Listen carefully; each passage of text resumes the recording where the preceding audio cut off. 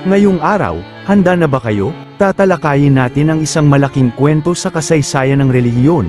Ito ang tinawag na Great Schism, na nangyayari sa taong 1054, kung saan ang dalawang pinakamalaking sangay ng Kristyanismo ay maghihiwalay na. Alamin natin ang wastong dahilan ng pagkabaha-bahagi ng paniniwalang Kristiyano. Ngunit, hindi lang ito simpleng hiwalayan ng pananampalataya, kundi may mga kontrobersyal na lihim, mga hidwaan sa kapangyarihan, at mga pagbabago sa doktrina, na hanggang ngayon ay pinag-uusapan pa rin. Kaya, samahan niyo po ako hanggang dulo, upang matuklasan natin ang mga mabibigat na dahilan, ng paghahati ng simbahang Romano-Katoliko, at simbahan ng silangang Orthodox, dahil isa sa pinakamahalagang bahagi ng ating pananampalataya, ang malaman kung ano ang totoong kasaysayan ng Kristyanismo.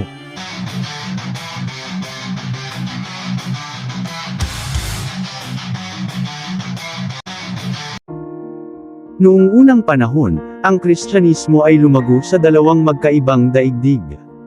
Ang Iglesia sa Kanluran, na tinawag na Western Catholic, na ang sentro ay Roma, ito ay impluwensyado sa salitang Latin, Romanong kultura, at pinamumunuan ng Papa. Ang Iglesia naman sa Silangan, na tinawag na Eastern Catholic.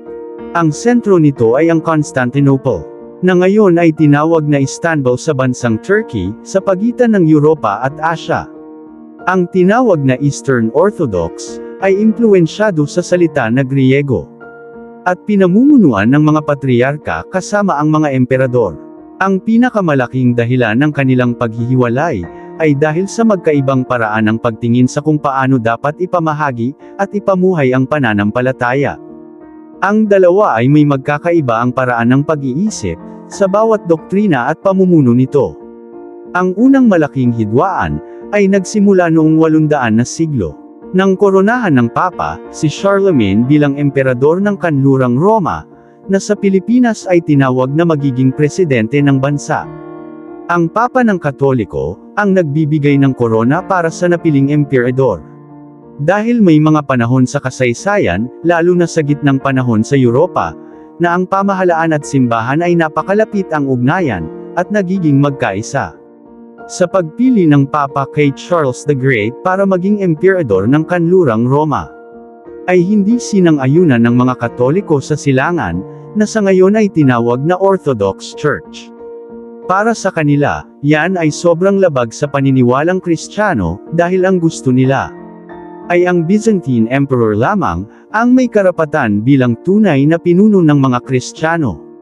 Sinabi nila ito, laban sa mga Katoliko na nasa Roma, na ang pagkorona kay Charlemagne ay hindi pang relihiyon, kundi ito umano, ay pangpolitika lamang, ng mga pinuno ng simbahan ng Western Catholic. Dito na nag-uumpisa ang hindi pagkakaunawaan ng Eastern at Western na mga Katoliko.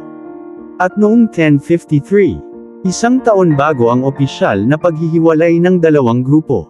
At dahil sa galit ng pinuno ng Eastern Orthodox, na si Patriarka Michael Cerularius, ay inutos nito na isasara ang lahat ng Latin na simbahan, sa kanilang lugar. Itong mga simbahan na ipasasara ng Eastern Orthodox, ay ang mga simbahan ng Western Catholic, na nakatayo sa lugar ng mga Orthodox.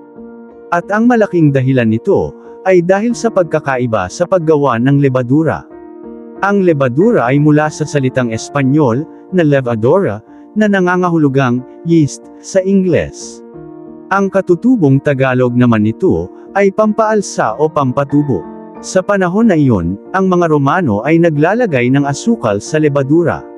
Samantalang ang mga Orthodox ay hindi, at tinawag din ni Patriarka Michael Cerularius, ang mga Romano, ng masamang pangalan dahil sa kanilang mga kasanayan. Ngunit, bilang pagpakumbaba ng Romano-Katoliko, si Papa Leo IX, ay nagpadala ng mga mensahero para ayusin ang problema, tungkol sa lebadura. Pero sa halip na maaayos ang problema, lalo pa na lumala ang sitwasyon, dahil sa hindi magkasundo ang mga kinatawan ng makausap ang patriarka ng Western Orthodox. Isa sa pinakamalaking dahilan ng kanilang paghihiwalay, ay dahil sa salitang filioque, na ang ibig sabihin ay at mula sa anak. Ito ang tinawag sa Katoliko na credo ng Kristyanismo, na inuumpisahan sa salitang English na I believe in God. Ang credo ay binubuo noong mga unang pagpupulong ng simbahan, o tinawag na unang ecumenical na konseho ng simbahang Katoliko. Ito ay ginawa sa Nicaea, na ginanap noong 325 na siglo sa Asia Minor, na sa kasalukuyan ay Turkeys. Sinasabi sa loob ng council na ito, na ang Espiritu Santo ay nagmumula sa Ama lamang. Ngunit pagdating ng hustong panahon, ang Romano Katoliko, o Western Catholic, ay nagpapaliwanag at sinasabi na ang Espiritu Santo ay nagmumula sa Ama at mula sa Anak, para bigyang diin ang pagkakaisa ng tatlong persona ng Diyos. Sa punto na ito naman, ang mga Orthodox ay galit na galit. Sabi nila, walang awtoridad ang Papa na baguhin ang credo nang walang ginawang pagpupulong ng lahat ng obispo ng buong Kristyanismo. Isa pang malaking dahilan ng pagkakahiwalay ay ang hidwaan tungkol sa awtoridad ng Papa. Sa Roman Catholic Church, ang Papa ay itinuturing na Vicar of Christ. Ibig sabihin, kinatawan ni Jesus sa lupa. At may ganap na awtoridad siya sa lahat ng Kristiyano sa buong mundo. Pero sa Eastern Orthodox walang isang tao na may ganitong kapangyarihan. Ang mga obispo ay pantay-pantay, at ang lahat ng desisyon ay kailangang binuo mula sa pagpupulong ng lahat ng obispo ng buong simbahan. Sa makatuwid, ayaw nilang tanggapin na ang pamamahala ng simbahan ay ibinili ng Panginoong Hesus sa iisang tao na si Apostol Pedro, at sa kanyang sumusunod. At narito na ang pinakamakasaysayang araw ng dalawang grupo, na walang iba kundi ang opisyal na paghihiwalay noong taong 16 ng Hulyo taong 1054. Sa panahon na ito, nalaman ni Pope Leo IX, ang Papa ng Western Catholic sa panahon na yon, na ang pinuno ng Eastern Catholic Church, na si Patriarch Michael I Cerularius, at ang kanyang mga tagasunod, ay nagpapakalat ng iba't ibang uri ng heresiya, o mga turo na hindi nagmumula sa awtoridad ng Papa. Katulad ng muli nilang binabautismuhan ang mga Kristiyano, na natapos ng bininyagan ng Latin sa Western Catholic. At ang Orthodox, ay nangangatuwiran, na tanging ang simbahang Griego lamang ang tunay na iglesia, at hindi ang mga Latin o Western Catholic.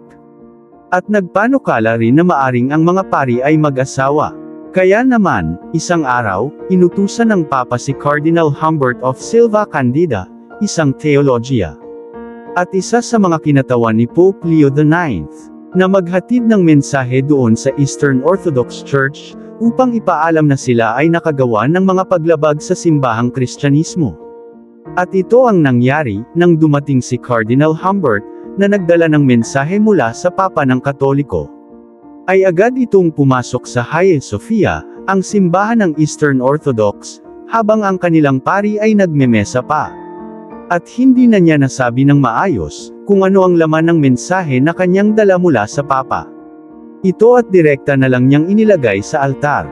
Ang mensahe na ito ay isang papal bull, ang opisyal na dokumento ng Papa, na nag-uutos ng pagtitiwalag para kay Patriarka Michael Cerularius, at sa kanyang mga clergo. Ngunit sa pagkakataon na ito, hindi pa alam ng mensahero, na namatay na si Papa Leo IX na nag-utos sa kanya para dalhan ng mensahe ang Eastern Orthodox. Namatay ito, isang buwan bago pa man niya naihatid ang mensahe para sa silangang Orthodox. Dahil sa mensahe na ito, ang mga pinuno ng simbahang silangan, ay nagalit ng sobra. Kaya bilang sagot sa mensahe ng Papa, si Patriarka Michael Cerularius, ay nagpapatawag ng Holy Synod o pagpupulong, noong 20 ng Hulyo taong 1054.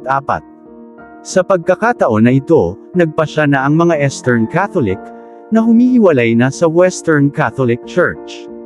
Dahil hindi nila matanggap na sila ay ititiwalag na, mula sa awtoridad ng Papa, dahil sa gumawa naman sila ng kanilang sariling batas ng pananampalataya.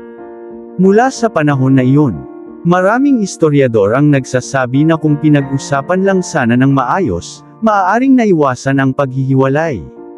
Ang mga excommunication na ito, ay orihinal na para sa mga individual lang sana o hindi pagkakasundo ng mga pinuno, lalo na sa patatakwil ng Orthodox Church sa awtoridad ng Papa.